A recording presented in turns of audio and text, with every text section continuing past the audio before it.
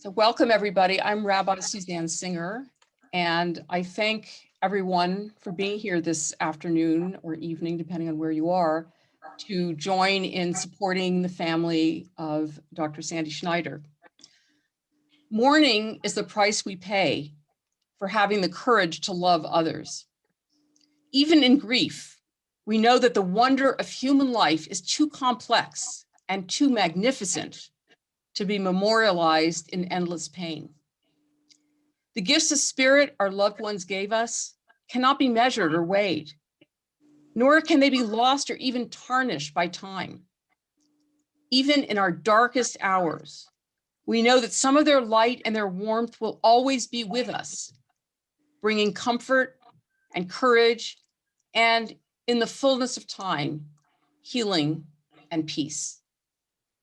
And we begin with some words from our scripture, Psalm 23. And if you would like to join muted, please feel free to do so.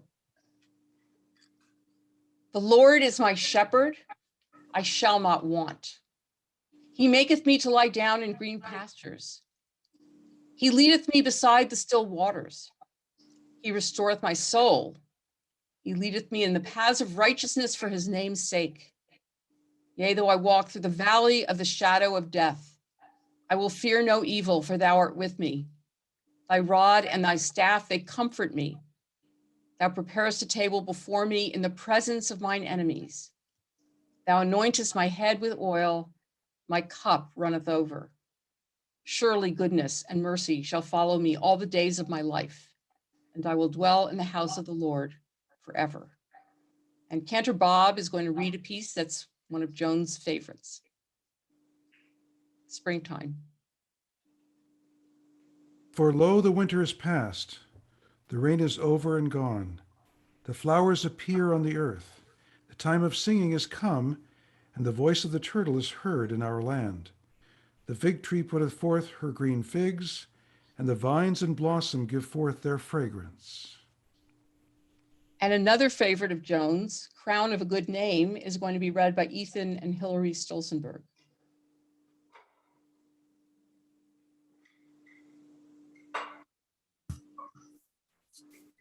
The crown of a good name. There are 3 crowns, our sages taught. The crown of Torah, the crown of priesthood, and the crown of royalty. But the crown of a good name excels them all. Blessed is the person who lives with the good name and departs this world with the good name. Of such a person did the Bible say, a good name is to be treasured above precious oil. Wealth, like health, may pass away, but a good name can live forever. It can adorn a person throughout life. It can be bequeathed as a precious inheritance. Conferring honor on family and friends, inspiring and challenging those who carry it. Therefore, our ancient sages taught, the righteous need no monuments. Their good deeds are their memorials.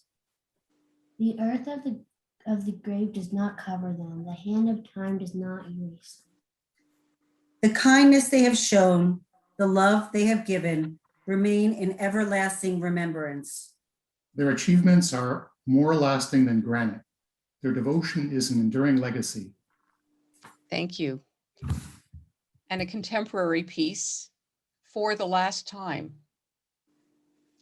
How do you know the last time to ask when it's the last time? How are you? How was your day? The last time to say, I love you, good night, sweet dreams. You don't. And so you must reach out with love and compassion at every opportunity to show those who love you that you care, that you love and need to be needed. In a world where you suddenly find yourself alone once again, in an achingly painful way, because someone you love has left you behind to seek your own paths and truths in an uncertain place. The only thing certain is that you're not truly alone because of those who do love you. And for that, be thankful and grateful and feel blessed that you were able to say, good night, I love you, one last time. And now Sandy's 3 children are going to say a few words, Lisa, Paul, and Mark.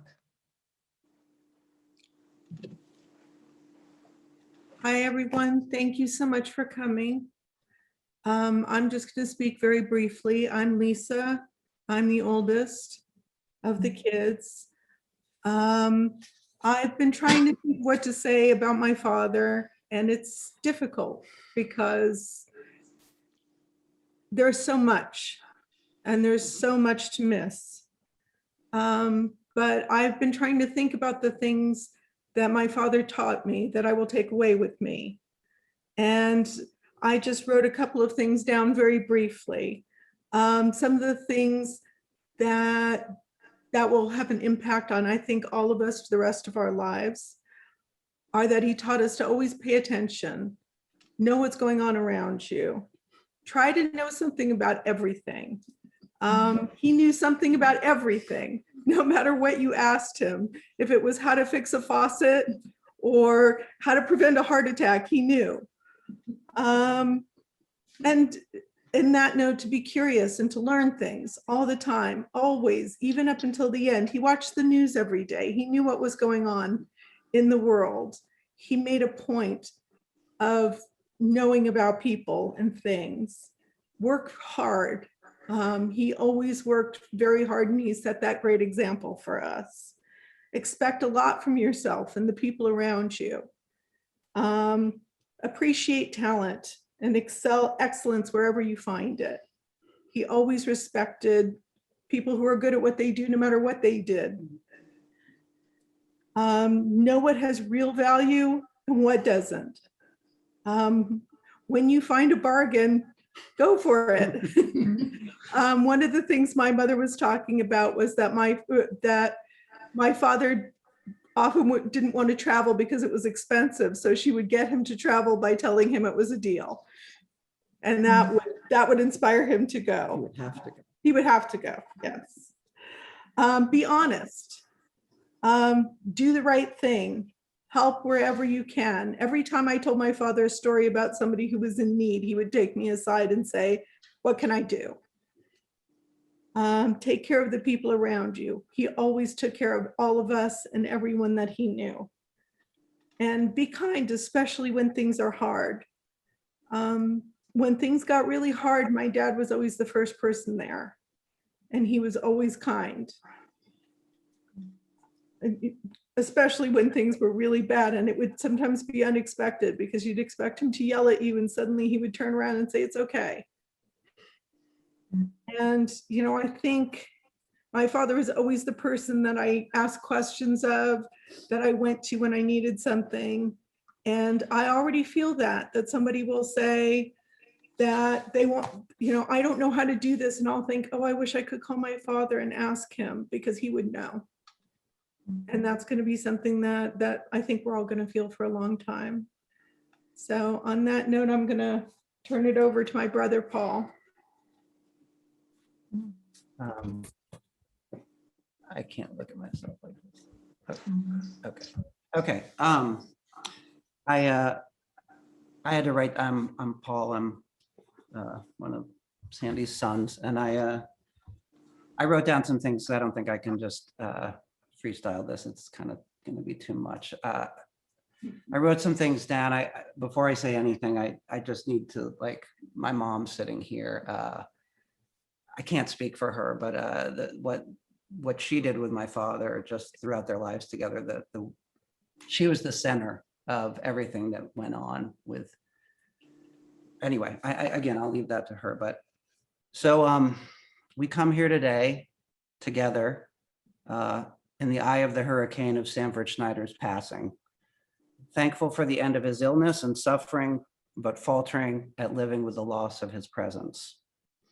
I can only offer today a bit of what he meant to me, an incomplete picture of the man who claimed an outsized place in so many people's lives. But I offer my piece in full, for I'm one of his sons, and now he is no more. I'm in a complicated frame of mind because this was a complicated man, but he came by it honestly as he wrestled with the worst of the world and his desire to help and make it better.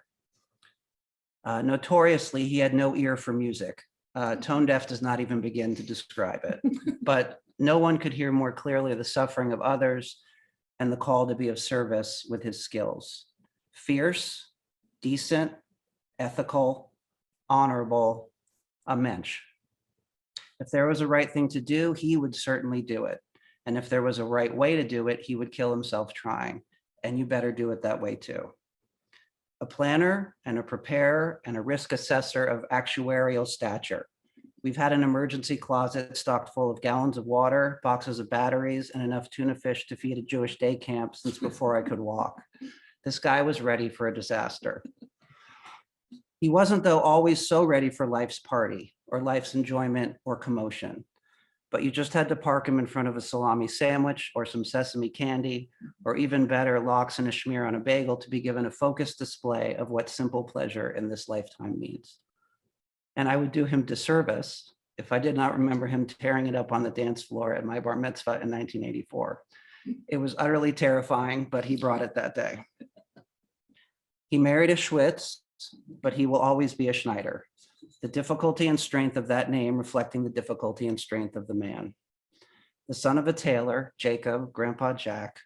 The story of Jacob's flight from Russia on his own when he was not much more than a boy, finding his way to New York, has always haunted my imagination. Jacob excelled as a cutter on the Lower East Side until he and Grandma Ann opened their own shop in Nyack. They worked and worked and worked. Grandma Ann never got to take her victory lap. She saved and worked and saved, and then she passed before the chance to travel and enjoy as she planned. I don't know if the extreme childhood conditions of my grandfather influenced my dad's choice of profession, caring for extremely sick kids with seizures, neurological disorders, brain damage from child abuse, but he knew that being a child doc was his path from an early age. That calling shaped the arc of his life from the time he spelled it out on an elementary school assignment all the way through the decades until he died this last month. Sanford took his parents' work ethic and he made good on its potential for meaning and service. Studious, disciplined, compassionate, focused. Sometimes the focus could become too narrow, obsessive, even compulsive. I share these traits with him, as my children and wife know. He tried his best in the personal realm, but truth be told, he was always a little happier, not happier, let's say more comfortable on his way into work. He knew who he was there, and he had the tools to be of service there as much as one can be in this life. My father did make a few mistakes of value judgment and false causation along that road, though.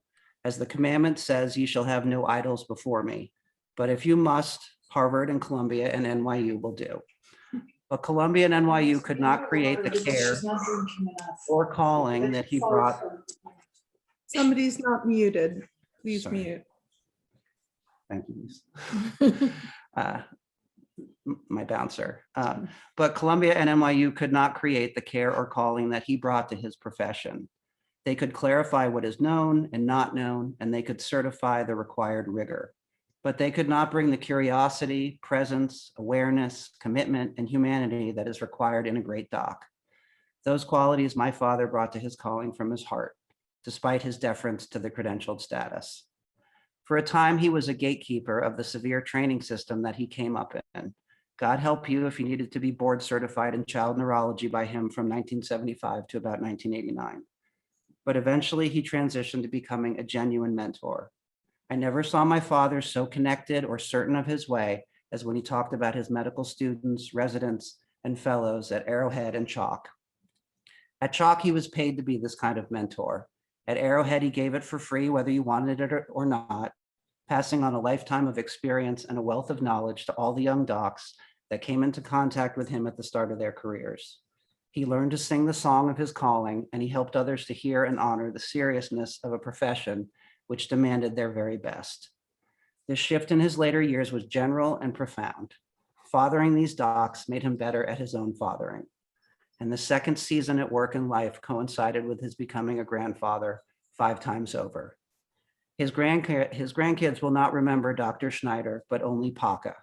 Rough, tough, loving, curmudgeon-y, the guy who might take you to the Salvation Army and give you $5, well, maybe $2, or Denny's, or Dairy Queen, or if you were lucky, the Bass Pro Shop for a scavenger hunt.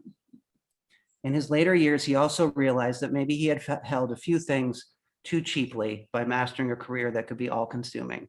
He set out to square accounts, travel with Joan all over the world, enjoyment for its own sake, just watching your family live their lives at their pace, the non-disaster world.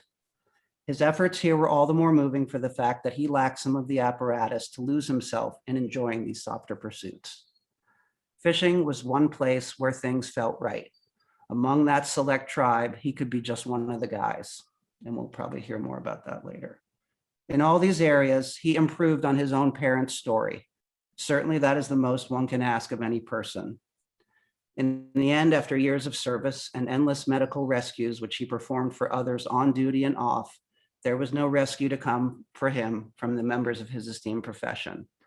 After the search parties were gone, there was only his family, my sister and brother, and especially my mom, here with him on a daily basis through it all to offer love and comfort and care. In closing, I'm aware this can only be a first draft of my memory of my father, an initial lighting of the internal yahrzeit for which he left me so much kindling. For me, he will always be the first and last man, the person I see in my mind living life on life's terms. Right now, it's all a jumble of impressions, but I'll leave you with a few. The feeling of his strength, swinging from his shoulders as a kid, searching for him in the house and calling out "Pop" when I had news that I thought might please him. His journey from begrudging supporter to greatest champion of my mother's career as an archaeologist. The way he would pad out of his lair to come see you with the warmest of welcomes and open arms. His childhood hero worship and love of my Uncle Manny. His back scratchers, all those fucking back scratchers, pardon me. The deliberate, maddeningly slow way he would get dressed. His toughness, his smile, his generosity. And despite his day-to-day cheapness, his gifts were big and clean with no strings attached. His clocks, every room. His endless security measures and clean sweeps of the house. His terrible jokes and the inordinate number of people he managed to insult in social situations over the years, even as you could not but be convinced of the loving goodness and decency of the man. The strange fact that he was considered a bit of a silver fox stud, or so I was told by several women of a variety of ages over the years. But this last one has always stuck with me. We were sitting alone at some anonymous hotel breakfast when I was a young adult, and I asked him what it takes to be a great doc. He said, most docs are unable to take a clear look at what they think and what they know and what they don't.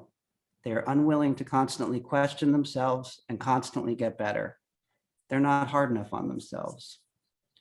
Dad, you did the work and you did a great job. Go easy, my man. Rest in peace.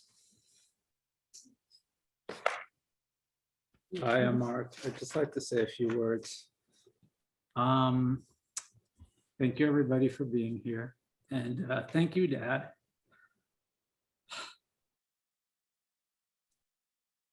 Thank you for teaching me. Thank you for always being there for me and always supporting me. Thank you for worrying about us. Thank you for your kindness, generosity, and always providing for us. Thank you for teaching me how to be a good dad. Thank you for showing your love for me no matter how much you disagreed with me. Excuse me. Thank you for your guidance always. Thank you for taking me fishing. Thank you for always picking up my call. Thank you for your delicious spaghetti and delicious coffee.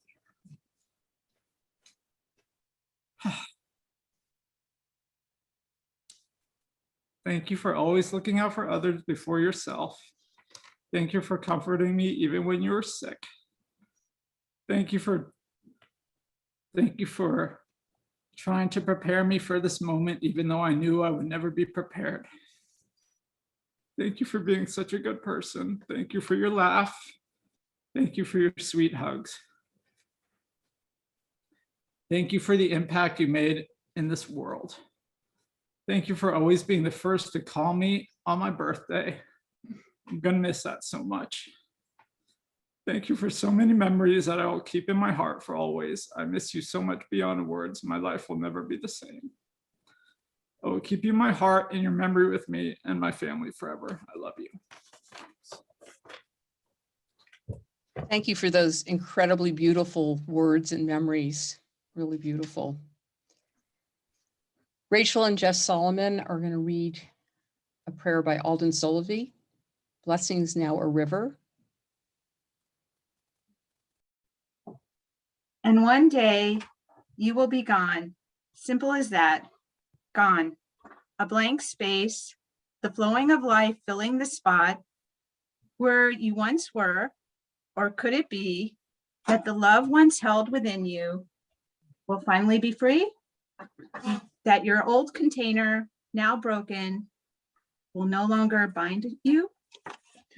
That your blessings, now a river, will flow freely? That your sacred spirit will fill the universe? And on that day, you will be here, more here than ever. Simple as that. Here unbounded, as unimaginable as infinity, as radiant as light, a holy space most present in this sacred place, here where hearts dwell. Thank you. And I'm going to read a piece by Maya Angelou. When great trees fall, rocks on distant hills shudder. Lions hunker down in tall grasses, and even elephants lumber after safety. When great trees fall in forests, small things recoil into silence, their senses eroded beyond fear. When great souls die, the air around us becomes light, rare, sterile. We breathe briefly, our eyes briefly see with a hurtful clarity. Our memory suddenly sharpened, examines, gnaws on kind words unsaid, promised walks never taken. Great souls die and our reality, bound to them, takes leave of us. Our souls, dependent upon their nurture, now shrink, wizened. Our minds, formed and informed by their radiance, fall away. We are not so much maddened as reduced to the unutterable ignorance of dark, cold caves. And when great souls die, after a period, peace blooms, slowly and always irregularly. Spaces fill with a kind of soothing electric vibration. Our senses, restored, never to be the same, whisper to us, they existed.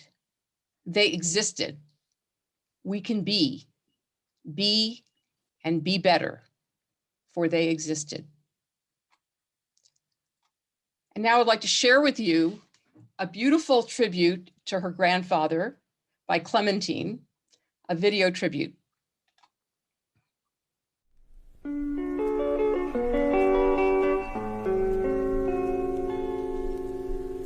The girl of my dreams is the sweetest girl of all the girls I know. Each sweet co-ed like a rainbow trail fades in the afterglow.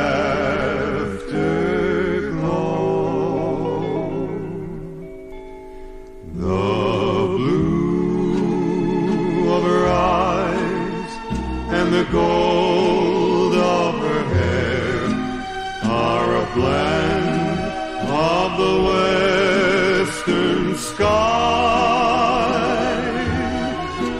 and the moonlight beams on the girl of my dreams. She's the sweetheart of Sigma Chi.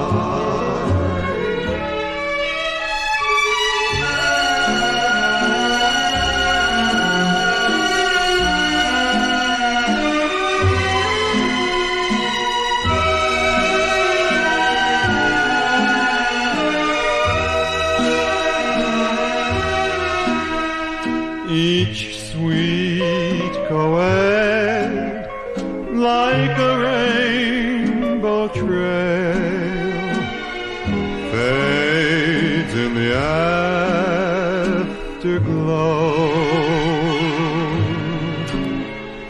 The blue of her eyes and the gold of her hair are a blend of the western sky, and the moonlight beams on the girl of my dreams. She's the sweetheart of Sigma Chi.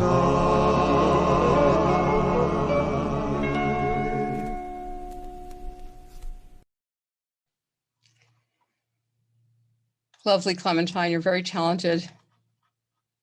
So after I speak and a few other people in the family are able to speak, at the end of the service, we'll ask anybody else who would like to share some memories or stories to do so. Sandy Schneider was a man gifted with high intelligence and a deep sense of integrity and morality. He believed in and lived by a ferocious work ethic, developed no doubt from his childhood during the Great Depression. Sandy was born in Tappan, New York in 1937. His parents were immigrants who both worked very hard. His mother, Anna Ritz, hailed from Lithuania.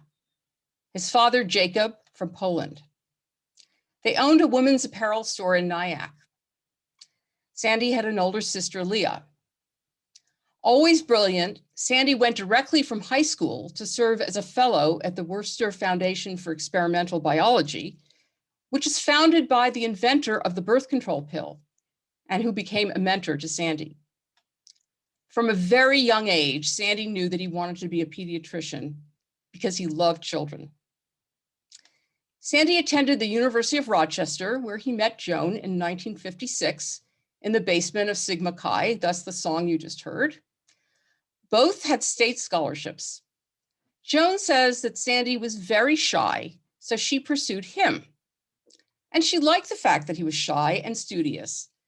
And so she would find herself casually stopping by the library where he was studying. Both were bio majors, and so they sat next to each other in biology and comparative anatomy class. When Joan was in her sophomore year, Sandy pinned her. Though Joan left to study dental hygiene, they maintained their relationship and got married right after she graduated from college. They spent their honeymoon as camp counselors in Vermont, quite unusual. While Sandy attended medical school at NYU, Joan taught dental hygiene in the White Plains, New York schools. Sandy did his internship in pediatrics at Duke University Medical Center, and that's where daughter Lisa was born. After Duke, Sandy joined the Air Force as a medical doctor with a rank of captain and was sent to March Air Force Base with his family. And that's where Joan and Sandy met their good friends, Sam and Bambi Wilczek and Robbie and Carol Lee Jaspin. The family returned to New York for Sandy's residency in child neurology at Columbia Presbyterian in New York City. Their son, Paul, was born at that time. Upon graduation, Sandy was offered a job in San Diego and another job at Loma Linda. He chose the latter so that they could be close to the friends that he and Joan had made in Riverside. He brought two young doctors to Loma Linda, Stephen Ashwall and Ken Jordan. Aside from his hospital practice, Sandy taught. He loved teaching and he loved his students. And as you heard earlier, he was a terrific mentor to his students. Son Mark was born in Loma Linda. In the 1980s, Sandy was asked to be a visiting professor at the University of Copenhagen for 6 months. He was a big star and he was much needed, so Sandy was happy to accommodate. In the early 90s, he was offered an endowed professorship at the University of Oklahoma, where he spent 5 years heading the Department of Child Neurology. Upon his return to Riverside, he joined the medical group Molina Health in Fontana. He also joined the faculty at UC Irvine, worked at Children's Hospital in Orange County, trained fellows, and served as a consultant to other doctors. He was a great diagnostician, knowing all the rare and esoteric material. And he served as a medical board examiner for neurology and psychiatry. Plus, he worked at Arrowhead as the only child neurologist, mentoring younger doctors. He actually continued consulting there until 2 months before he died, reading EEGs on his computer. Even during chemo treatment, he tried to recruit doctors. And he mentored so many of them that several cried when he was told that Sandy had passed away. One said, "He was the reason I went into child neurology." Sandy was hard on his mentees, expecting a lot of them, but he was also charming and the life of the party. Though very focused on work, Sandy did engage in some leisure activities. His favorite was fly fishing, which he would do all over the world with his best friends. He was even dropped into Nova Scotia by helicopter one time. He taught his own children to fly fish, though when demonstrating how to change the bait off the hook, he hooked his own ear. He learned to fish from his Uncle Eddie, his mother's brother, who was one of his big heroes. Uncle Eddie and his wife Giddel brought up Sandy's mother Anna and her sister because both had been orphaned in Lithuania. Another hero was Manny, née Colonel Emmanuel Glickman, who was married to his cousin Bertha. Manny grew up in Nyack and met Bertha when she was living with Sandy's parents. Manny was a pilot in World War II, apparently the stud of the town, a big brother to Sandy, an athlete, and an all-around fabulous person. He became part of the family, called Uncle Manny by everyone. He and Sandy were very close. He was also close to Manny's wife, Bertha, and their children and spouses, Susan and Josh and their 3 kids, and Barry and Judy and their daughter. Sandy also loved mystery novels and read every one that ever existed. He himself was a beautiful writer, thoughtful and funny. He also watched all the medical shows on TV, diagnosing any mysterious illness that was presented. He loved to tinker around the house. He was really good at fixing clocks, as he had infinite patience. He liked technology to the point where in every room in the house, one is greeted with an announcement of who is entering a room. He also liked watching sports, basketball, baseball, football, and he was a Boston Red Sox fan. Sandy's hero was Ted Williams, the greatest hitter of all time. Often, however, he would pick an underdog and root for the underdog. And Sandy was a great jazz aficionado. Sandy was very proud of Joan's accomplishments and was perfectly happy to have her be an independent woman. Joan traveled a good deal for her work as an archaeologist, and she sometimes was able to drag Sandy with her to exotic places such as Tanzania and Mongolia. Though reluctant to go, he would return with all sorts of stories, and of course, many fishing adventures to boot.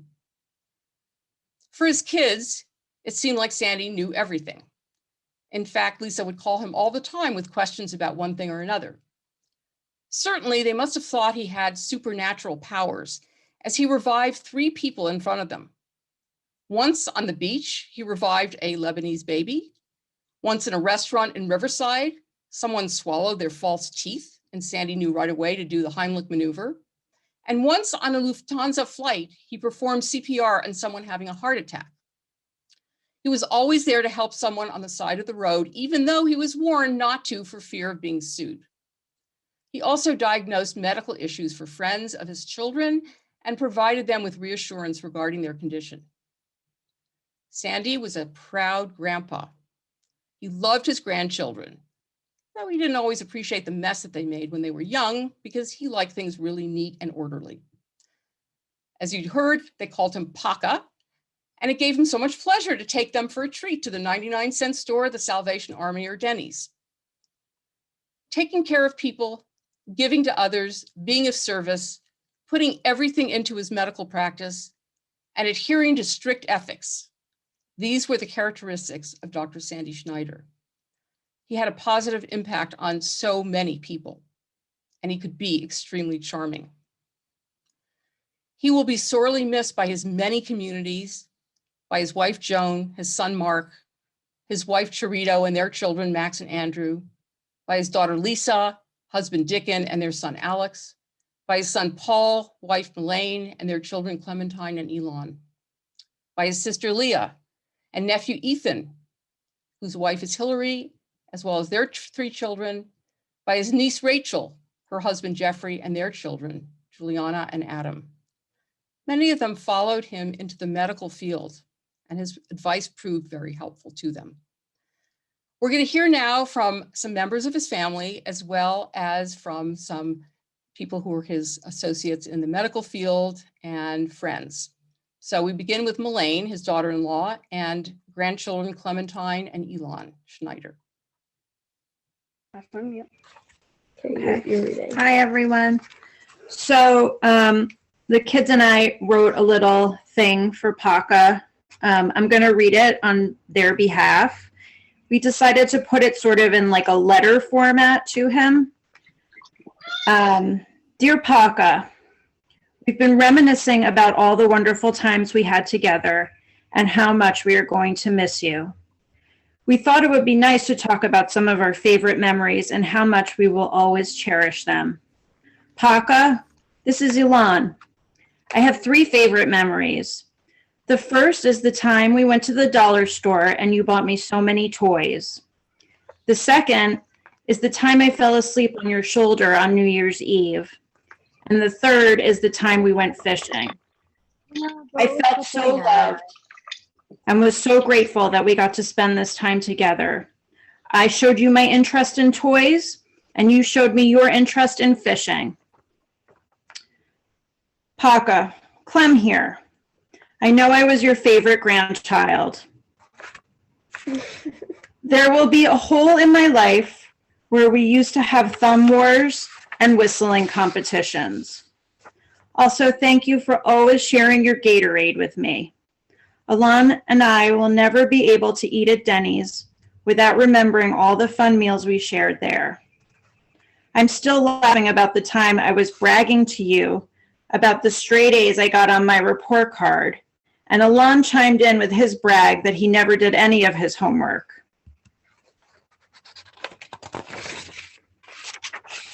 This is from me. Sandy, there's a lot I will miss about you.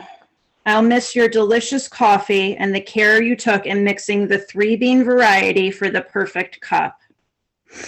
I'll miss your teasing us about the fact that we live in New Jersey. I'll miss your wisdom, your humor, and your terrible, terrible singing. You were so kind taking all my calls years ago when I thought I was dying from the world's worst stomach bug. I think your ear and listening really helped me get better. Thank you for being the best Paka, my favorite father-in-law, and the world's worst whistler. We love you so much. Love, Melaine, Clementine, and Elon. Lovely, thank you. Dr. James Lloyd.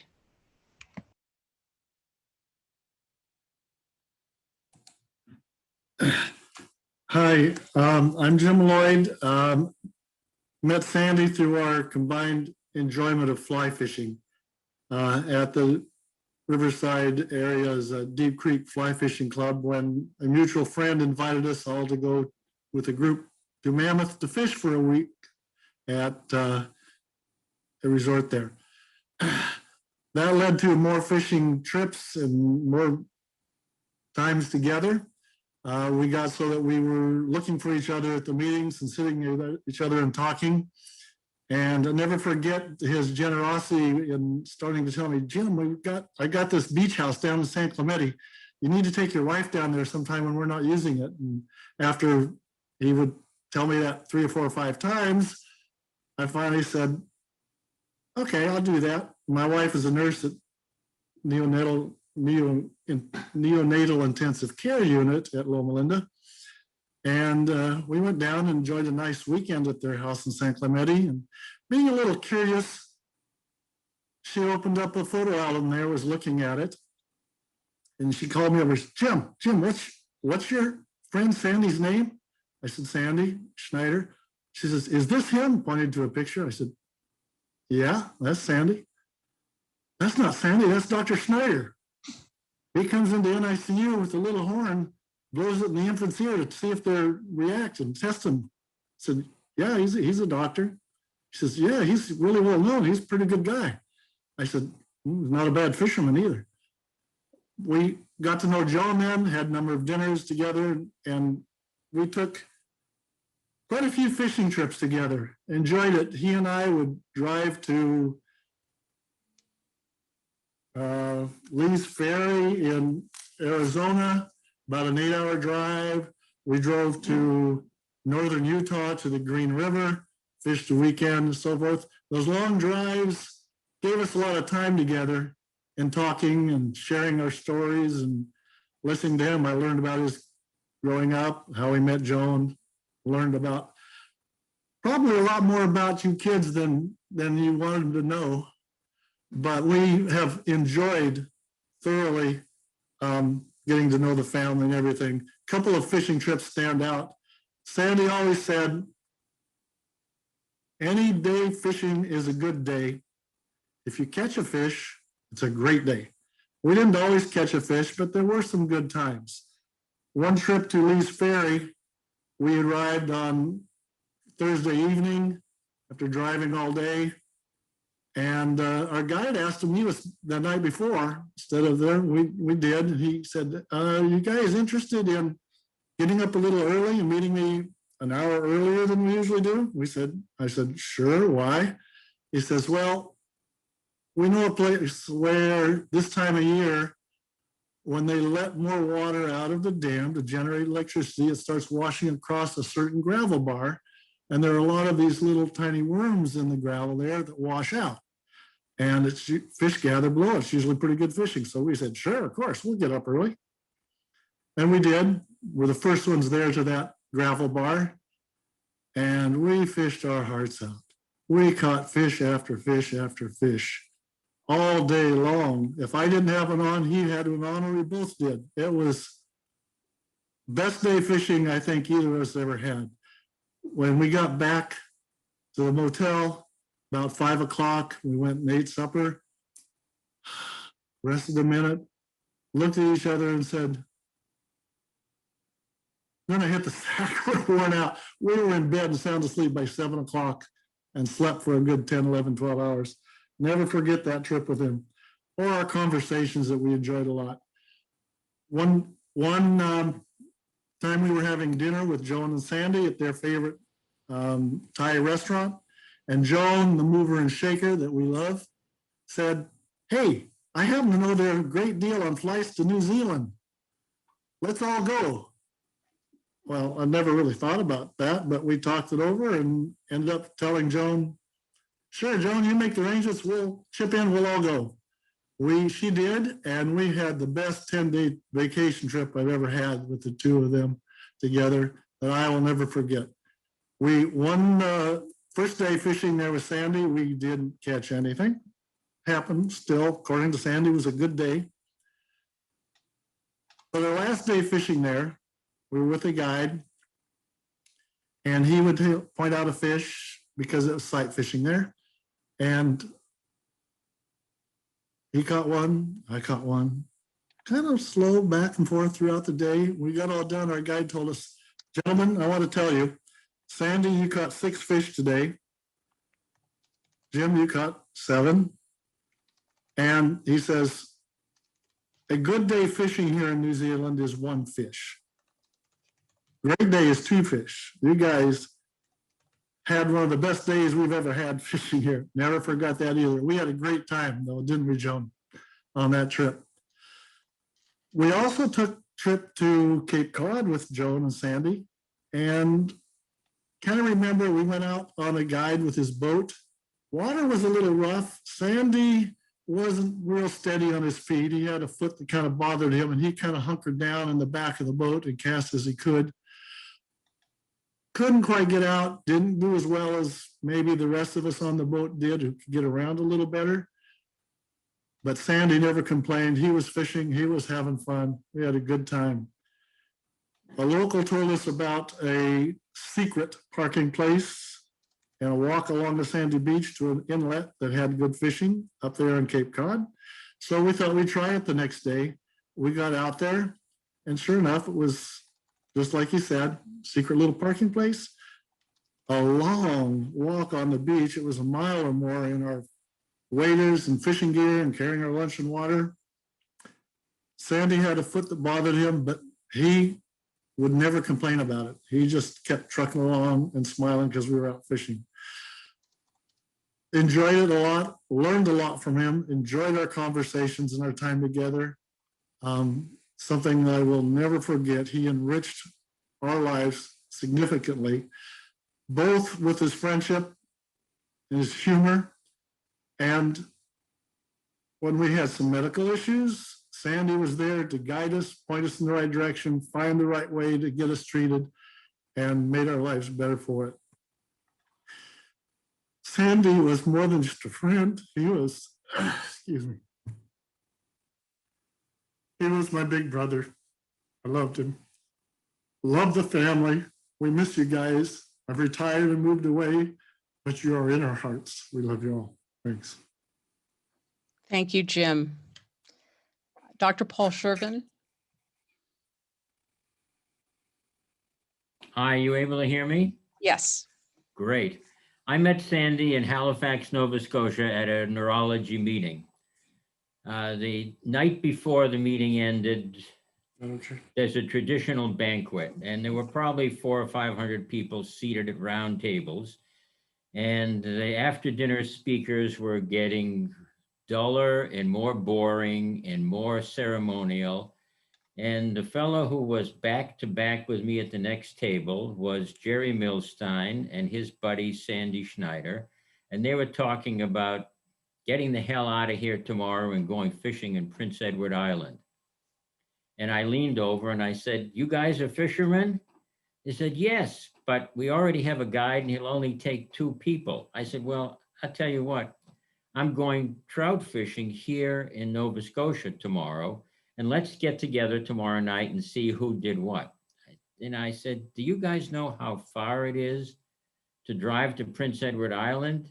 And those salmon that you're after only move when the water level rises, when there's rain. And you can spend a whole day out there with 100,000 casts and see nothing."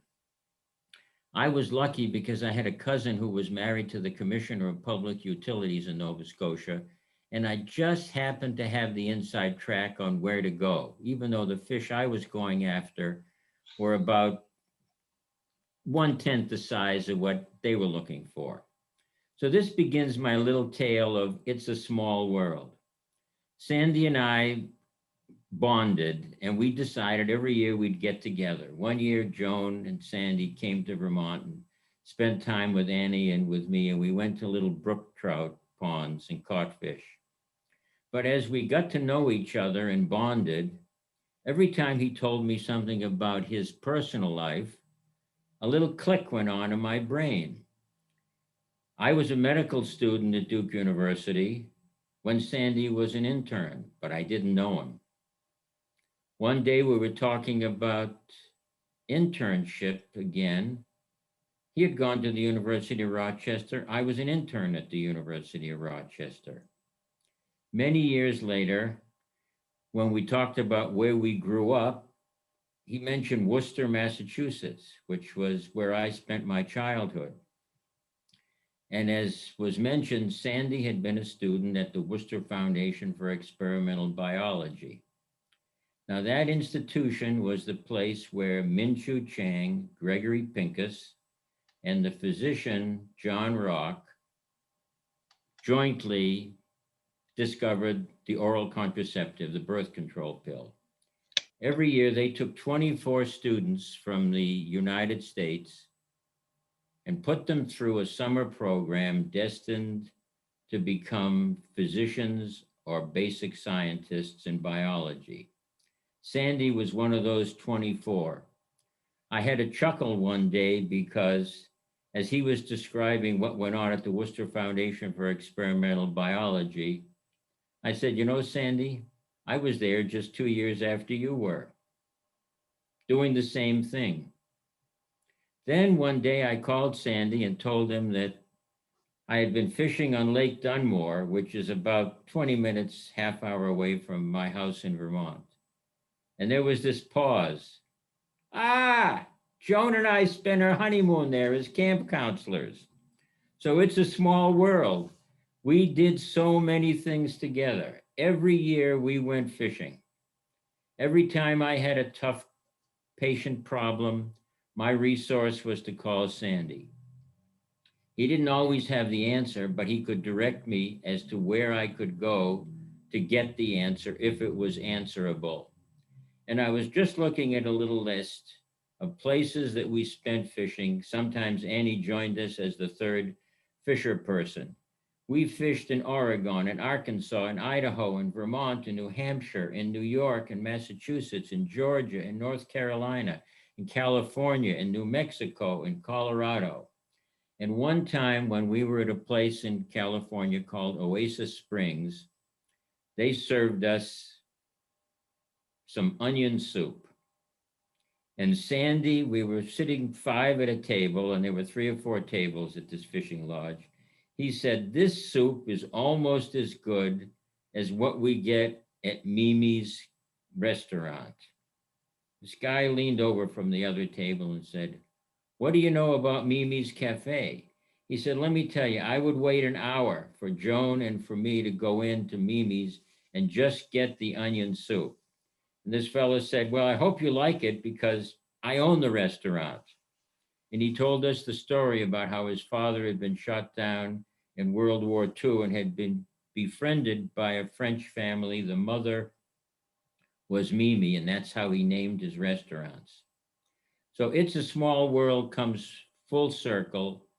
In the wintertime, I called Sandy. It was the first year we hadn't fished together because of the COVID and his illness.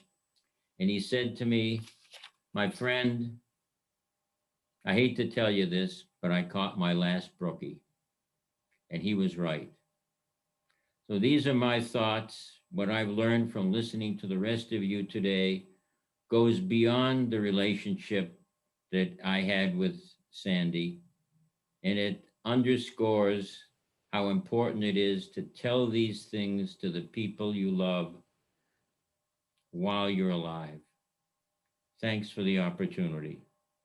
Thank you, Paul. Dr. Ying Peng? Hi.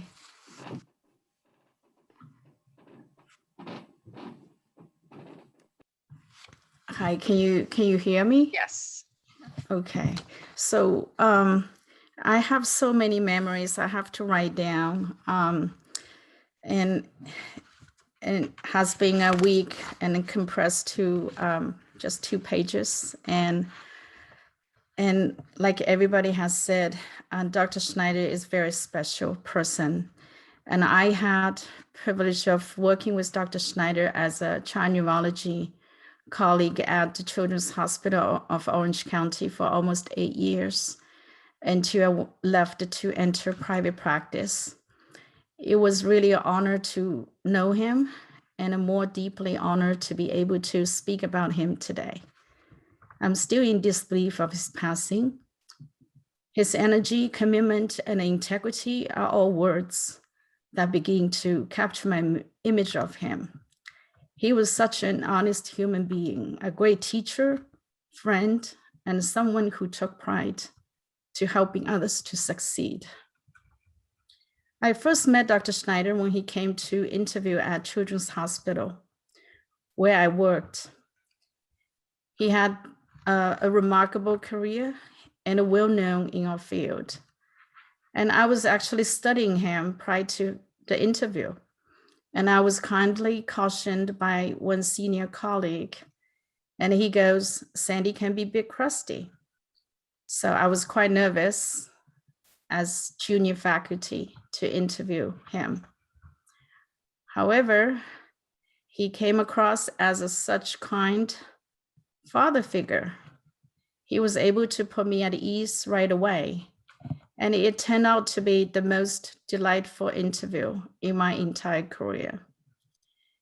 He spoke with love and gratitude towards his wife, June, and his adult children and grandchildren. I remember he paused when speaking of his daughter, Lisa. She is a wonderful mother, he goes. When I heard him saying that, it made me feel so validated as a career woman to be reaffirmed that being a good mother is as equally valuable as being a good doctor. As a physician, he brought his strong parenting skills to his work. More than once, his patients said, Dr. Schneider was like a second father to me. Excuse me. Because Dr. Schneider was a great listener and cared for his parents, or cared for his patients, more than just treating their neurological condition. His skill was not just technical, but he was also a compassionate healer, both to his patients and their parents, who were often devastated by their children's illness. And he was a very good teacher with an inclusive spirit, whether during rounds or in a casual gathering. He paid attention to each member of the group, especially the students. There are so many times students, residents, fellows, and faculty spoke of him with fond memories. While he set a very high standards for patient care with his trainees, he had a unique way to express criticism and disagreement, always with a positive sense of encouragement. If he felt that someone should be more diligent, he would say, hey, look, you can do it. Don't refuse to be blossomed. For many of us as young faculty at the time, he was always there to help develop our professional careers. Speaking for myself, he was always happy to write recommendation letters for me, or to simply pick up the phone to call someone to give them his personal approval and support on my behalf. He was truly a caring person, a great friend. He would often ask about how my children were doing and to give advice whenever I felt challenged as a mother. And he was always complimenting my skills as a parent by saying, Dr. Payne, you treat your children too well. He once invited my older son, who was attending the same college at that time, to his college medical school reunion. I remember that night, my older son, Henry, called me and said, Dr. Schneider is so smart and really funny. I want to become like him. And I also remember of his wife, June. Dr. Schneider would always say, my wife likes me more and more as I'm getting older, as she likes older stuff. As you know, Mrs. Schneider is a very accomplished archaeologist. And Dr. Schneider is someone you would never forget once you met him, whether in a professional or casual capacity, whether you're old or young. My youngest son, Samuel, would often ask about Dr. Schneider. He goes, how's Dr. Schneider? What time we can see him again? He has such a cool beach house. It has a built-in terrace for his grandchildren to play. So there are so many fond memories of him. I'm sure many of you and many of my former colleagues are here can share the same experience. So Dr. Schneider's professional contributions were powerful and his work ethic more than remarkable. He was one of kind, a caring, beloved family man, a cherished colleague, a scholar, and a friend. He will be missed by, but will never be forgotten by all of us who are fortunate to have known him. Thank you. Thank you so much. And now Lee Jaspin, good friend. Robbie and I were the very, very first people to welcome Sandy and Joan and Lisa to March Air Force Base in 1966. We had been there in 1965. I was on a bicycle with Tina, our daughter, on the back, and rode to greet them up the street and around the corner at Arnold Heights. Arnold Heights was the base housing at that time. We all became fast friends, also with the Wilczeks who were there at the same time. All of us from the East were enjoying California and the base together. We did a lot of things together. A few years later, after Sandy and Joan went back to New York and then came back to California, Joan reminded me that we helped Sandy and Joan find a rental house in Canyon Crest. If those who remember, it's the one with the indoor-outdoor pool, which I had never, ever seen before. I think it was on Via Sotelo, I'm not sure. A year later, they moved to Clarendon Court right down the street here, within walking distance of us.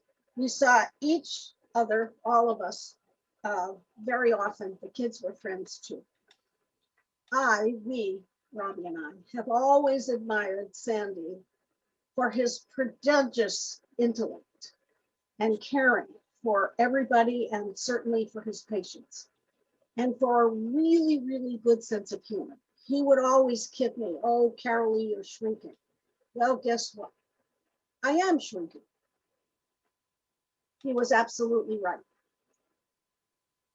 And there's something extraordinary that I just learned about Sandy, and you've heard this already actually twice, but I'm going to say it anyway. In our book club, we read a book about the development of the birth control pill. That lab and the institute was in Worcester, Massachusetts, a few miles from where I grew up. I grew up in Ware, honest to God. There, Sandy was selected and invited to work at that lab during the summers when he was in high school. He worked for, as you've just heard, Dr. Gregory Pincus, who developed the pill that really changed women's lives. Sandy then told all of us about his unique experience at the book club, which was wonderful. You know, being stationed at March Air Force Base brought many of us to this wonderful city we call home. And with home comes family. Sandy and Joan have always been family. Certainly, we all will miss Sandy. Thank you. Thank you, Lee. And finally, Joseph Myers.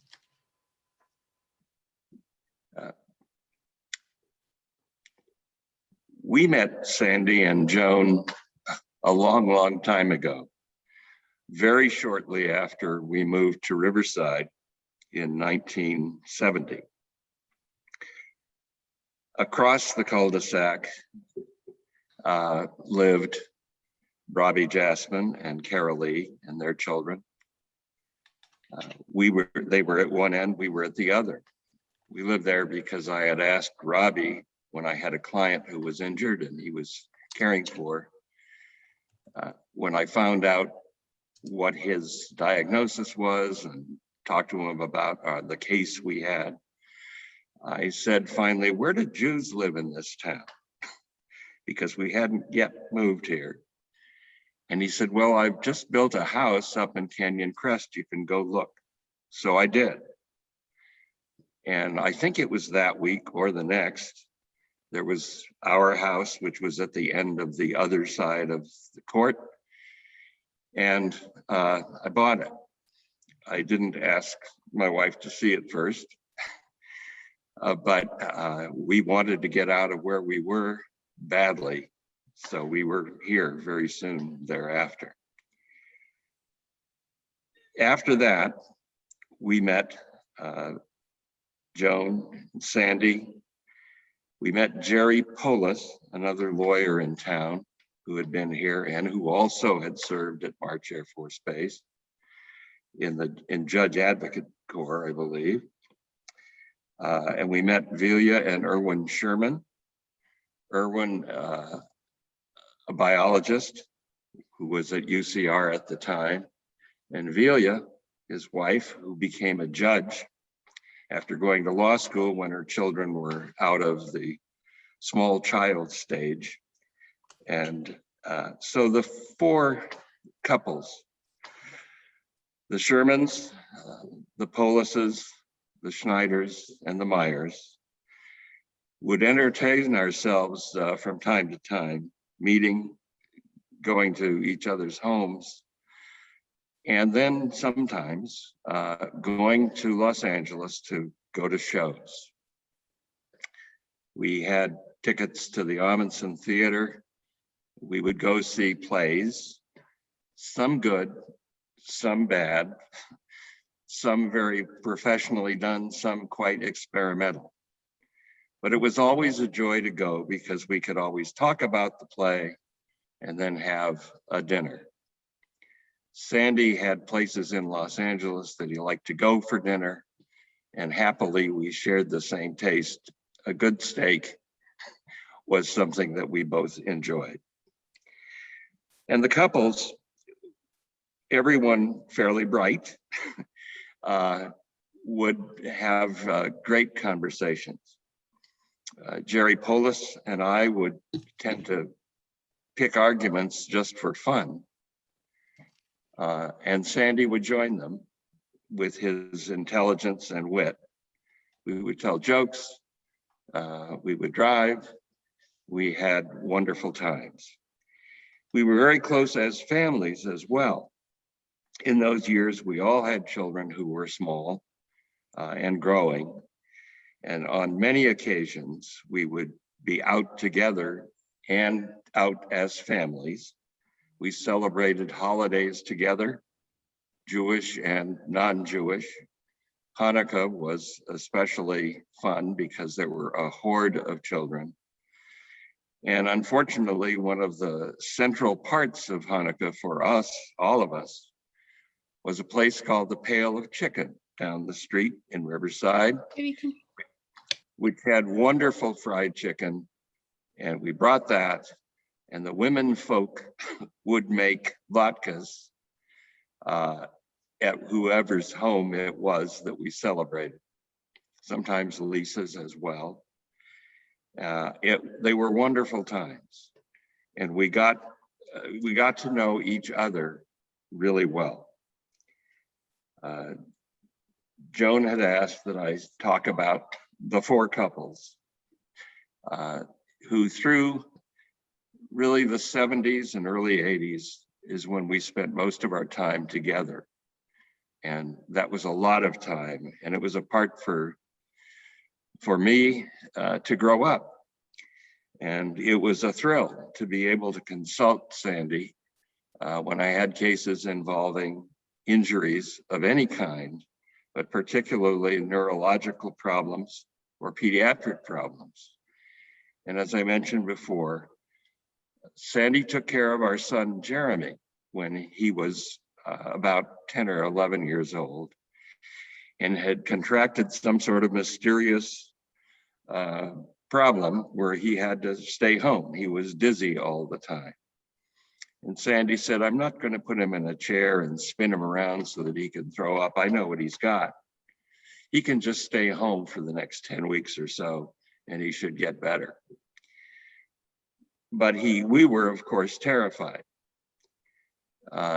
And Sandy was unique in terms of not just using his medical skills. He used his personal skills.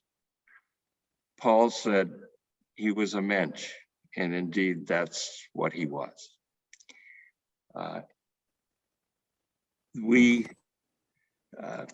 His sense of humor was spread very wide, from telling jokes to seeing jokes to analyzing plays or books or whatever.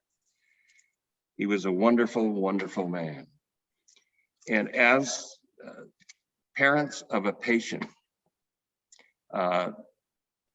everyone here, I think, understands, but in case you don't, the kind of practice that Sandy had combines not just medical skill, it combines courage and compassion to a degree that many medical practices don't have.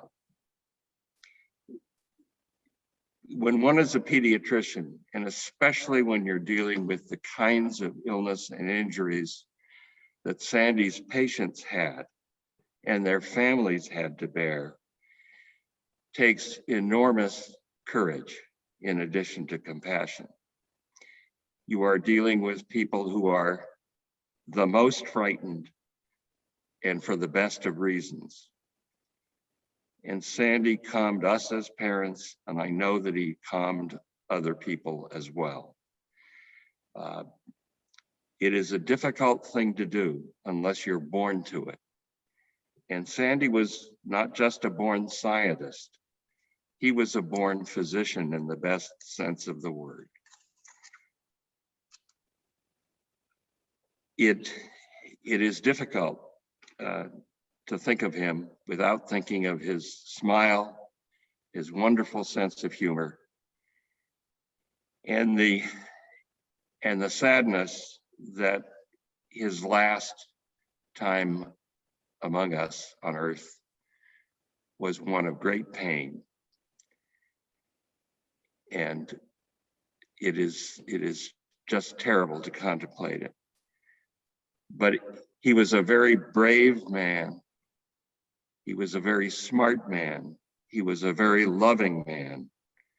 And those clients I had that were treated by him, including us, got the best kind of medical care because he treated whole families when their children were sick from the most frightening kinds of illness. So we were together as four couples, enjoying life, enjoying our children. But at the same time, we respected Sandy for all of the things that he was. He was a multiple personality sort of person. He appreciated things. He loved his family. And he loved everything he did. He loved fishing, whether he caught the fish or not. And usually he did. But it was great fun while he was here to have had really the thrill of almost 50 years of knowing him. So thank you for allowing me to speak. Thank you, Joe. And we're going to continue with El Male Rachamim, which the cantor is going to chant. El Male Rachamim, Shochen B'Maromim, Hametzeh Menucha Nechona, Hametzeh Menucha Nechona, תחת כנפי השכינה, ומעלות קדושים וטהורים, כזוהר הרקיע מסירים, את נשמת שלום בן יעקב וחנה, שלח לעולמו בגן עדן מנוחתו. אנא בעל הרחמים, אז תראה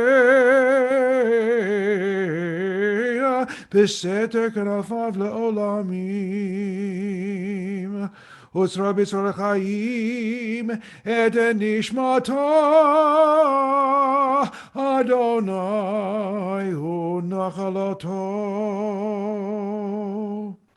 וינוח בשלום על משכבה ונאמר Amen.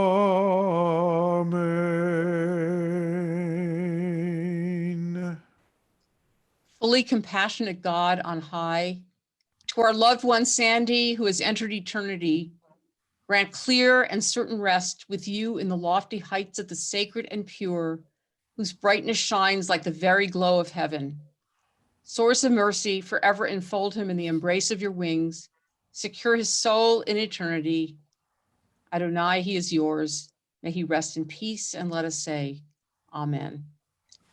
Amen.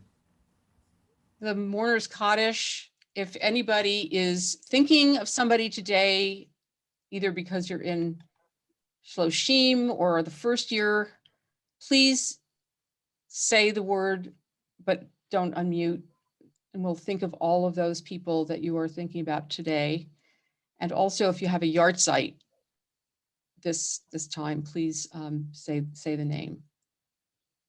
And then you can join us in the Mourner's Kaddish, but again, muted, I'm sorry.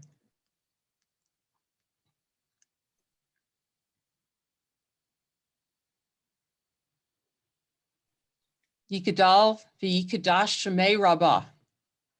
Ve'almad yivrach yehutei v'yamlich malchutei. V'chayachon uv'yamechon uv'chayei lechol beit Yisrael. Ba'agala uv'izman kariv imru amen. Yehei shmei rabbah mevarach le'alam l'almei almaya. Yitbarach v'yishtabach v'yitpa'ar v'yitromam v'yitnaseh. V'yitadar v'yitaleh v'yitalal shemei dekudusha b'richu. Ela min kol birchata v'shirata, tushbachata v'nechemata, da amiran be'alma v'imru, amen. Yehei shlama rabba min shemaya, v'chayim aleinu ve'al kol Yisrael, v'imru, amen. Oseh shalom bimromav, hu ya'aseh shalom aleinu ve'al kol Yisrael, v'imru, amen. May the source of peace send peace to all who mourn, and comfort to all who are bereaved, as together we say, Amen. And may all those who've been named tonight be remembered for a blessing. And we conclude with this beautiful prayer by Hannah Senish. Yesh kochavim, there are stars. There are stars up above so far away, we only see their light long, long after the star itself is gone. And so it is with people that we loved. Their memories keep shining ever brightly, though their time with us is done. But the stars that light up the darkest night, these are the lights that guide us. As we live our days, these are the way we remember. We remember. So this afternoon, this evening, people have shared some beautiful, beautiful memories of Sandy Schneider. We thank you for being here to support the family. And now we invite those who would like to also speak. I know that his sister Leah would like to speak, and Laura is going to speak as well. And then if other people want to speak, please feel free to raise your hand and unmute yourself. So let's start with Leah. Oh, okay. This is the camera. Oh, the camera? Okay. Oh, can you see me? Yep, we can see you. Sunny, as I called Sandy from childhood, always anticipated everyone's needs. He came to my house after my husband died and took the job of repairing everything in the house. All the windows now open, shades went up and down, glued things together, many trips to Home Depot for supplies and to color match paint. To take care of things is a Schneider thing. He encouraged me to meet with friends again. He cared about children and the people he loved. He always had the sense of a satirical humor to make life more fun. He grew up near a river, small creeks, and lakes where fishing was something you did with special flies, not for the fish, but for the pleasure of fishing. He sent my grandson Adam fishing equipment and information about joining a local fishing group. However, canned tuna sandwiches was a favorite, being that we were kosher and the only food we would ever eat out. He kept interest and contact with the town and the high school friends in Nyack. They were a special group. We knew everyone in the town.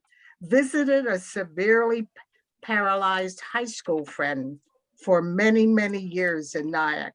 Sadly, this friend has died recently from COVID.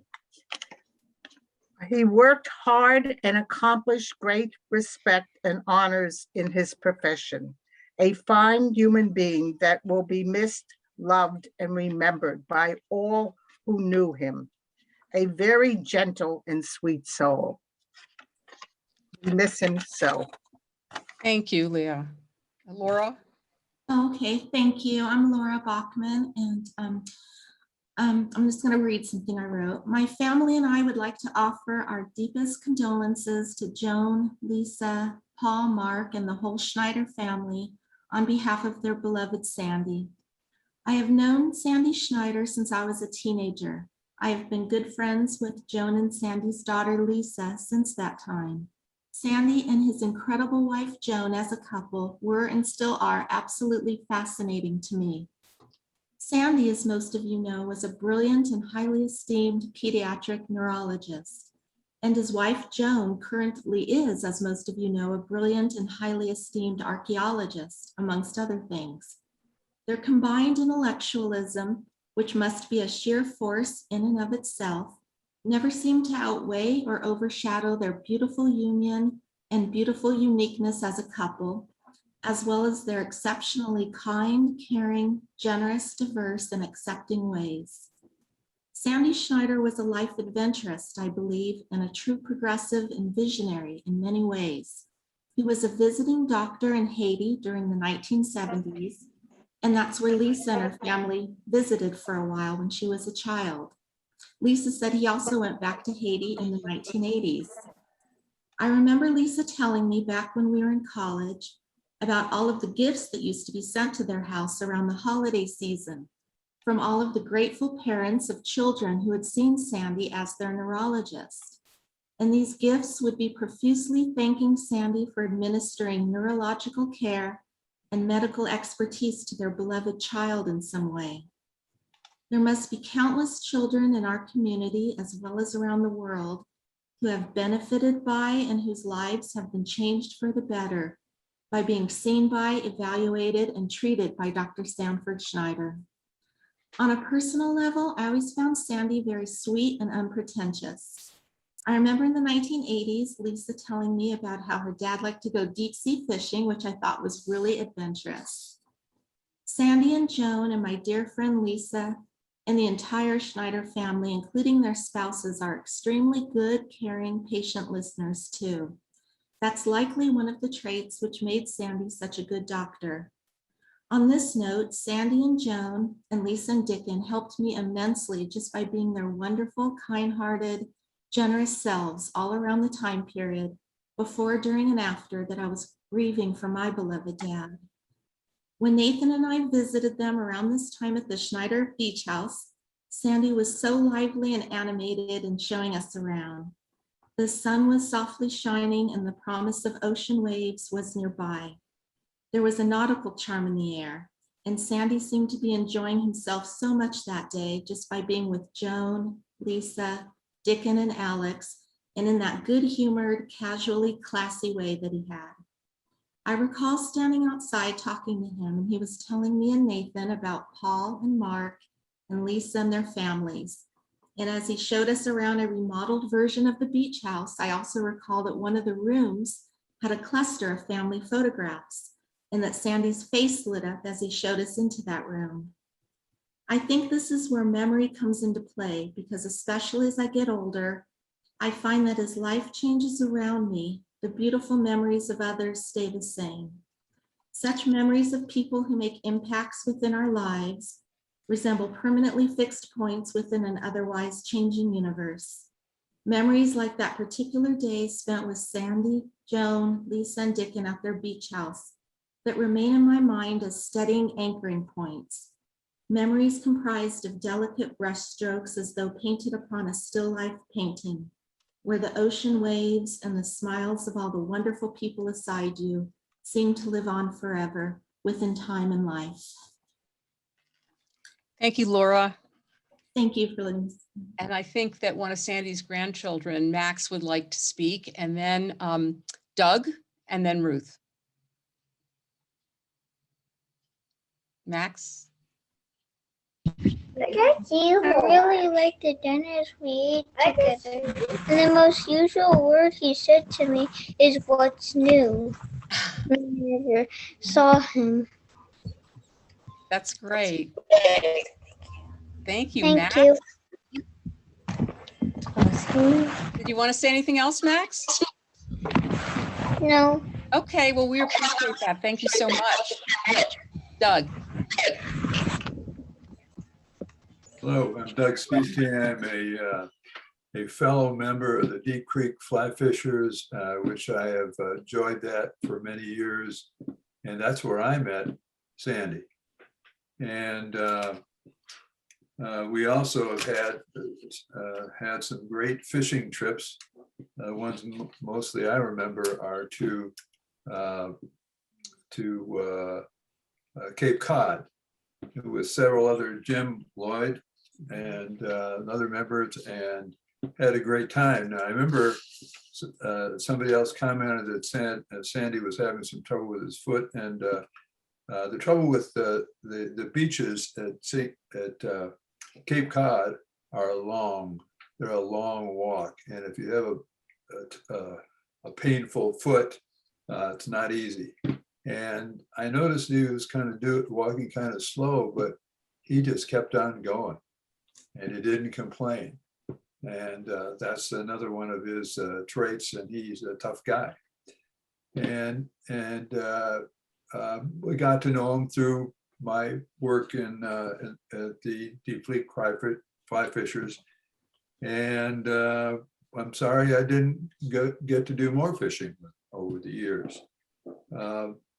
I did have a pleasure of seeing him in this last 2-3 weeks, and it was nice to see him, and I'm glad I did.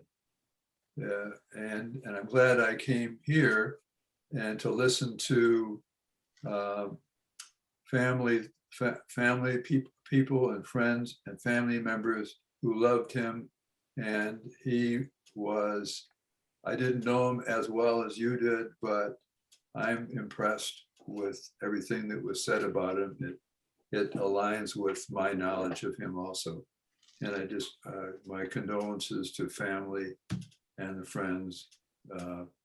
He will be missed. He is missed by me. Thank you, Doug. Ruth? There have been so many beautiful things said about Sandy, and I'm going to keep this short. I just want to say that as much as he did for everyone as an amazing doctor, brilliant mensch, and just an amazing human being, after a trip that he and Joan took, he called me and wanted to know, what can I do for Arnie? And what do you need? If you need anything, just let me know. And I just want to say to the whole family that we've been very, very close to no fly fishing or anything else, but I've known, Joan and Sandy for so many years, and I feel so honored to have been able to be here at this amazing tribute. And I just spoke to my daughter, said, I wish she's working 24 hours, one of her calls, or she would have been here too. But she sends her condolences. And of course, I send my love to the family. And Joan, anytime you need anything, I'm here. Thank you, Ruth. Are there others who would like to speak? I see. People raise their hands. Let's see. Anthony? Yes, it's Tony Greco from NYU and my wife Audrey. We're here in two roles tonight. First, to bring you the condolences of NYU School of Medicine, and to let you know that the school will be publishing a little tribute to the memory of Sandy in the medical alumni grapevine. The second is on a personal note that Sandy and I were classmates. So Audrey and I met Joan and Sandy in 1959, and we've had the privilege of seeing them from time to time over the years when we've had our California receptions. And combining those two roles, I was able to recognize Sandy about a dozen years ago with the NYU School of Medicine Alumni Leadership Award, which he very, very much earned by being a leader and an advancer in child neurology. So Joan and family, all our best. Thank you so much. Let's see, the Solomon family. Does somebody want to speak in the Solomon family?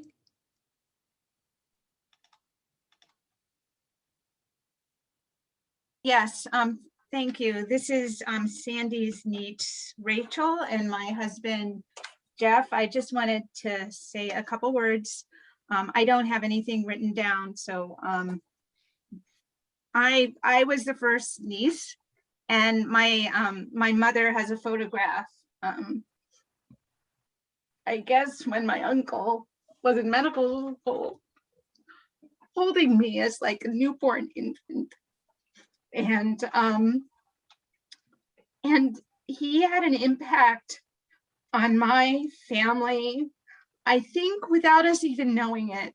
My brother became a physician and he's a neuropathologist.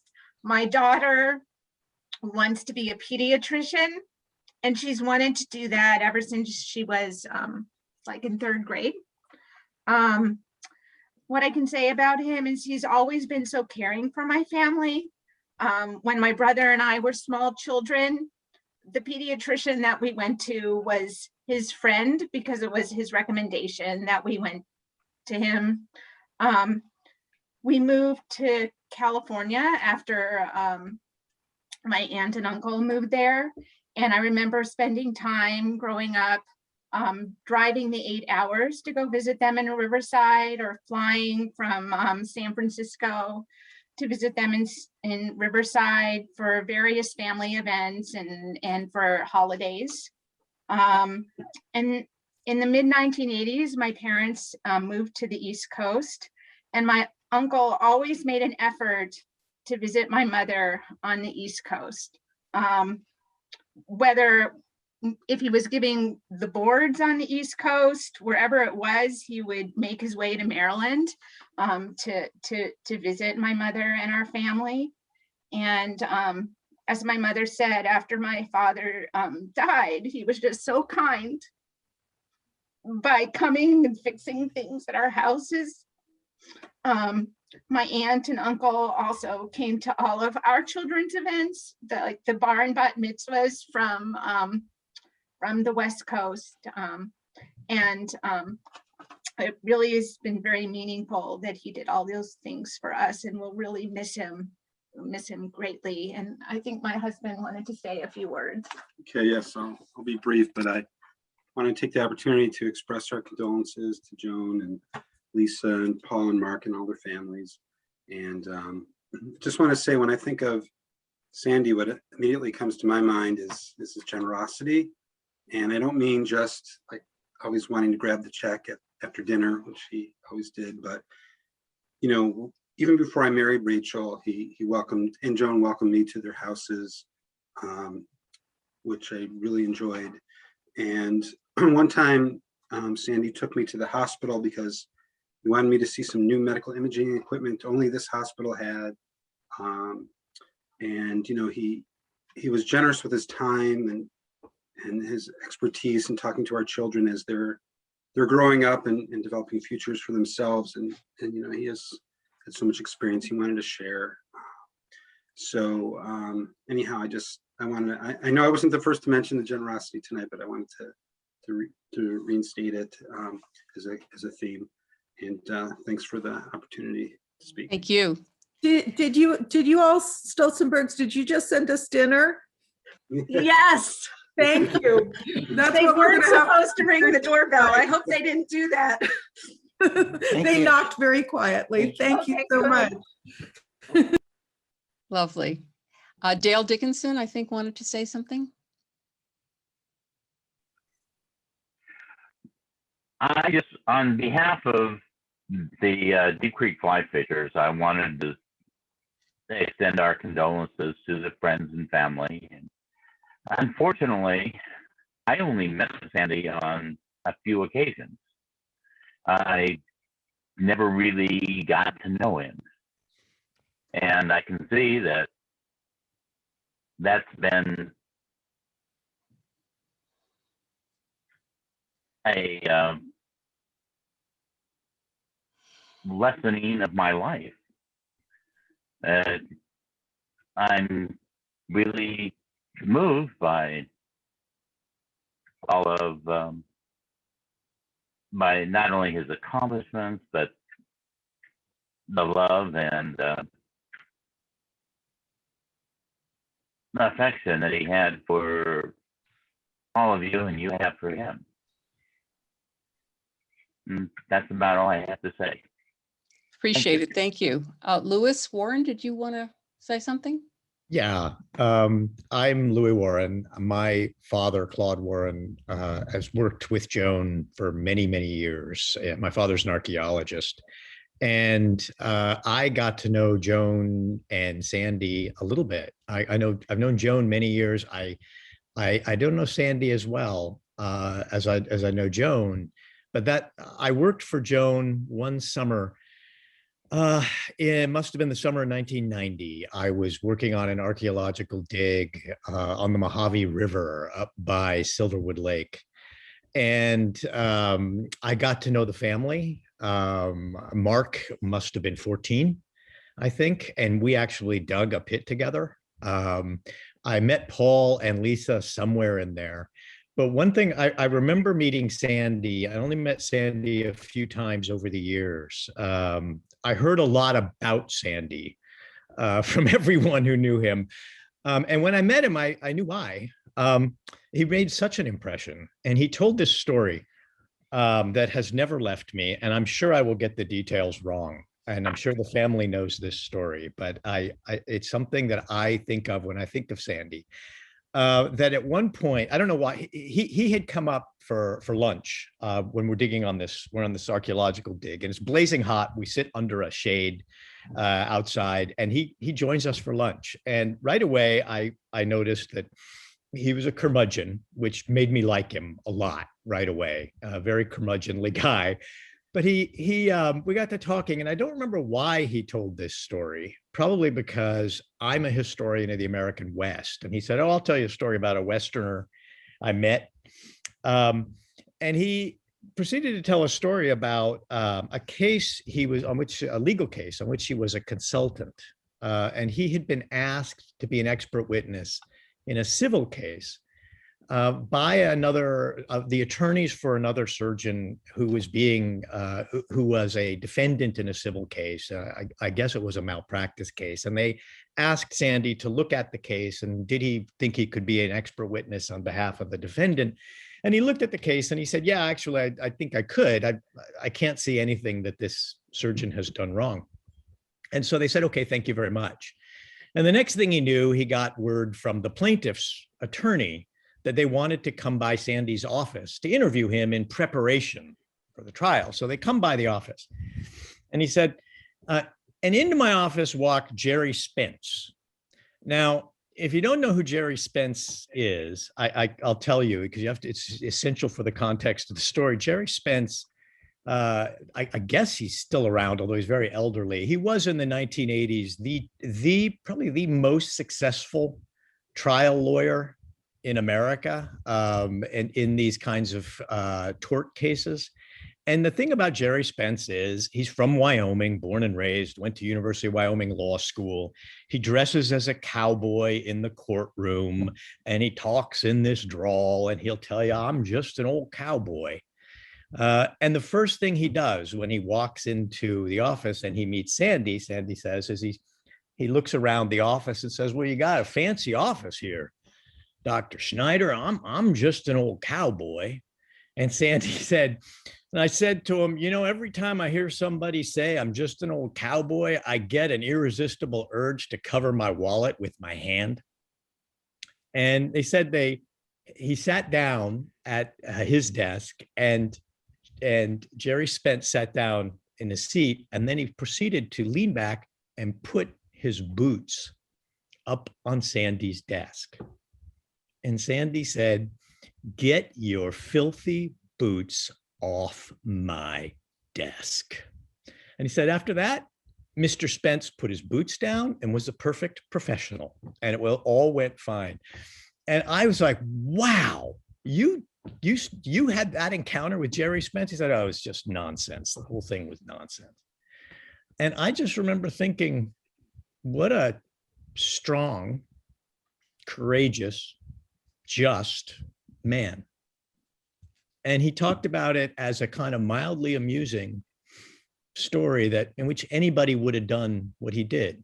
But I don't think most of us could manage to do what Sandy did at all. And I'm just so glad I knew him. And Joan, and Lisa and Paul and Mark, I'm really sorry. I'm really sorry. Thank you, Louis. I think the Stolzenberg family would like to speak, and then Sharif Taran. Hi, very briefly, we just wanted to extend our condolences to Joan and the children, all the family. We are so sorry for the loss of Uncle Sonny. And I just wanted, he really was a great guy. He was so generous and kind to us. And I know he was very much an inspiration and a guide and a friend to Ethan. And I just wanted to say that when he would see my 3 daughters, any one of my daughters, he would say, come here, woman.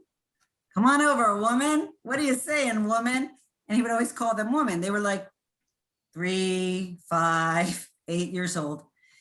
And it always made me laugh. It was very funny, but also I felt that there was something, and I always think about this. I actually, now when I see my kids on my soccer team, they're 7 and 8 years old. I'll say, come here, woman. Well, it was funny. It was also, I knew he really believed in children. He was looking them at the whole person of all their potentiality. He was speaking to them as, big people. They were big people. And I just thought that summed up a lot. So I wanted to share that. Thank you. Sharif. I just wanted, on behalf of the Chalk Children's family, I saw at least a dozen of my child neurology colleagues on the Zoom call today. Sandy really was a legend, I think, as a person, as a teacher, and as a physician. I think about life, and you really can't measure it by the amount of time you spend, but I think it's the number of people that you touch. And I think Sandy really was a wonderful mentor to all of us. Whether we were faculty, residents, many of our students have said he really was the inspiration for them to choose child neurology as a career. I mean, I think about the millions of kids that he's probably helped through that extension, through all of us in our jobs and in our careers. And then I'd love to share just one story with the family. It was 2011, and I came and I interviewed at Chalk, and Sandy asked me why I thought the rates of autism were going up. And I gave what I thought was a pretty good answer. His response was, no, that's not it. It kind of took me back for a second. And what I realized is he was testing my response to that. He was testing my character. And Sandy used to do that. He would test you, not just in how you practice as a physician, but he tested your character.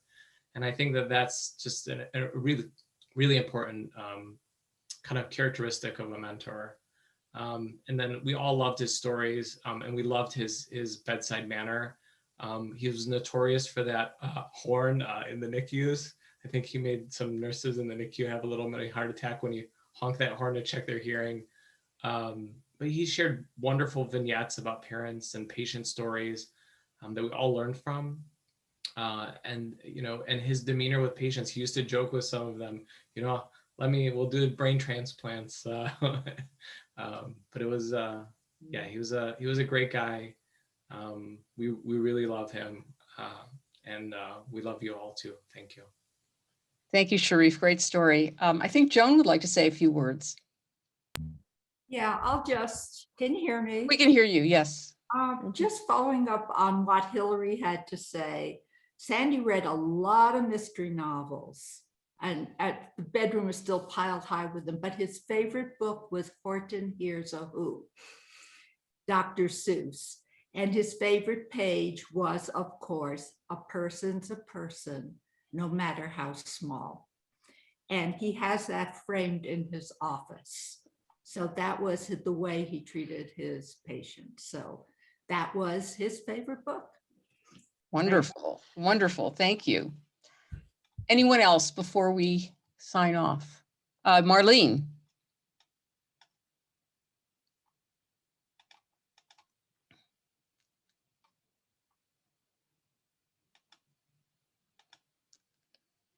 You have to, do you see at the bottom of your screen, if you hover your mouse, you'll see a microphone, and you can unmute that way by clicking on it.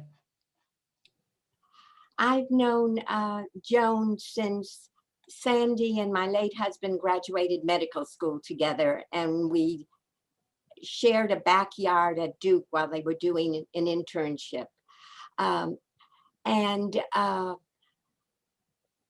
We were very friendly then, and then the years went by, and then in around 2007, I had a chance to run into Sandy again. And it was interesting, someone had made a mistake and left me with these tremors. And I want to tell you, I offer you all my condolences, because I would speak to Sandy because I had gone to a lot of physicians. And Sandy was brilliant. He listened. He was a tremendous diagnostician, and he loved his family tremendously. So we just catch up along the way. And thank goodness I ran into him again, because he kept me sane, because some of the diagnoses weren't pleasant. But I listened to Sandy, and he was absolutely right. So my deepest condolences. And he was so proud of each and every one of you, and we would catch up, and he was so proud of Joan. And so I really, really understand the shock and the pain. And I am so sorry that you're all having to go through this.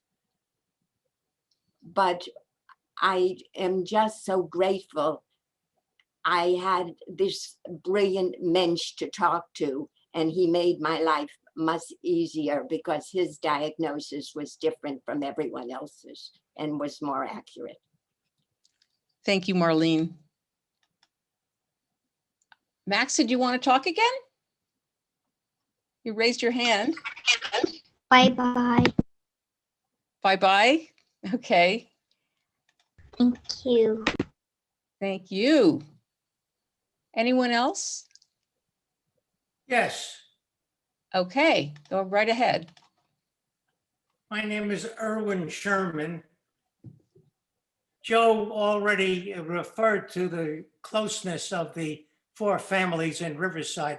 Just wanted to add my condolences to those that have already been expressed. Now, I'm not a fisherman. I never went fishing with Sandy. Don't know anything about fishing, but I know that he was reputed to be a great diagnostician. And when I was writing a book, I had a chapter on genetic diseases in humans. And I asked Sandy for some photographs to illustrate some of the genetic diseases. So I went with him to his office, and we went through this file that had probably hundreds of photographs of children. And on one of the photographs, it had a designation that said FLK. And I thought, well, this must be a very special neurological condition that he's diagnosed. And I said, what does FLK stand for, Sandy? And he said, funny looking kid. I guess he had a sense of humor, right? Right. Thank My you. condolences. Is anyone else raising their hand? Susan, Yes, I did raise my hand. go right ahead. Is my video working? Your video is working. Okay. Hi, everybody. I'm a friend of primarily Joan's through our archaeological work together. But I got to know the family and Sandy this last year, primarily because Joan and I got a grant to do a project on an old archaeological collection together. Because of COVID, and also because of Sandy's health this last year, we worked at their home in Riverside.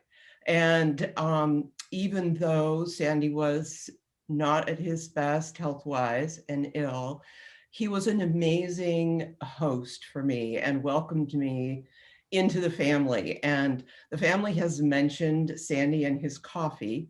And I'd just like to say that even this last fall, when I was up there working, I was staying in Lisa's room and I would get up and I would hear the coffee grinder going. He was still making his fabulous batch of 3 special blends of beans. And I was always so touched because in addition to making a beautiful pot of coffee every morning, he'd come out in his bathrobe and he'd set out 3 mugs and 3 spoons for us in the kitchen to all have our coffee. He was really happy that Joan and I were working and we always had a good time. He would break out the bottle of Prosecco in the evening and the amount that he drank kind of went smaller and smaller over the year, but we always had a lovely evening and talked about our work together that day. And one of his colleagues also mentioned him, or his family also mentioned him still working, analyzing the EEGs. And he had a tiny little laptop in his office. And one evening he wanted to work on them. Joan and I remember we went in and I think he was probably still in his bathrobe. And we went in and we spent about a half an hour looking at a completely unintelligible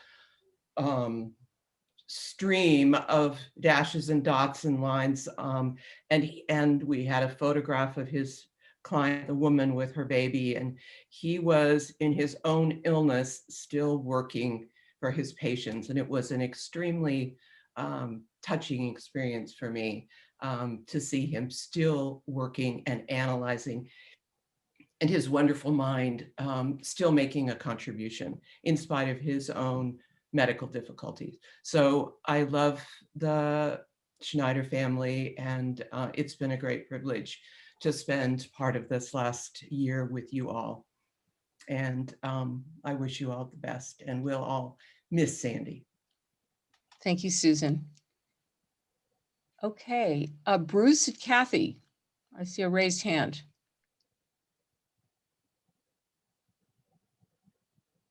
Bruce and Kathy, are you there? Maybe they're not, they gave up. Okay, Marilyn.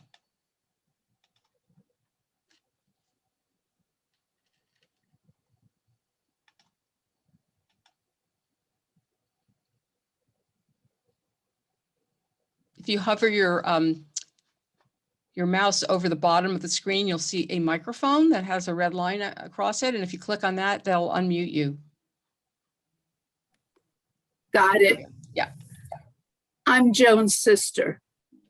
I live in Florida, and I just wish I was there to give everybody a hug and tell them how sorry I am. I spoke to my sister throughout all Sandy's illness, and I know he suffered, and I'm really sorry for both of them and the children and the grandchildren.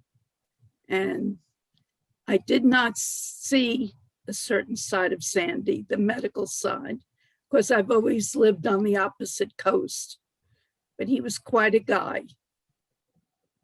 and he was a good brother-in-law.